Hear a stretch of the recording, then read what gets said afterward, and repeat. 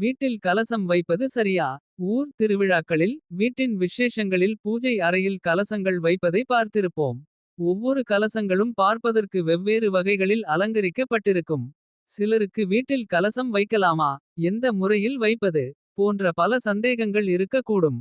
என்று அதனையடுத்து கலசம் வீட்டில் வைக்கலாமா? கோயில்களில் கடவுள்களுக்கு ஆகம முறைப்படி கலசங்கள் அமைத்து பூஜைகள் நடத்தப்பட்டு மந்திரங்கள் ஓதப்படும். அதற்காக வீட்டில் கலசங்கள் வைக்க கூடாது என்றில்லை. கடவுளுக்கு அன்பாக செய்யும் அனைத்து காரியங்களும் உகந்தவையே.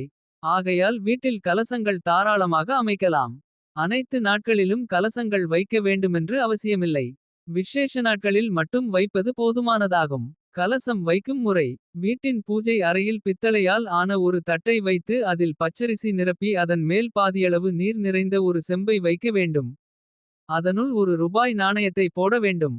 பின் செம்பின் மேல் 5 மாவிலைகளை வைத்து அதன் மேல் மஞ்சள் குங்குமம் வைத்து தேங்காயை வைக்க வேண்டும். பின்னர் செம்புடைய கழுத்து பகுதியில் மஞ்சள் துண்டை வைத்து நூலால் கட்ட வேண்டும். இவ்வாறு கலசத்தை தயார் செய்து முடித்து 2 டம்ளர்களை எடுத்து ஒன்றில் நீரும் மற்றொன்றில் கறந்த பாலையும் வைத்து பின்னர் வழிபாடுகளை தொடங்குவது சிறந்தது.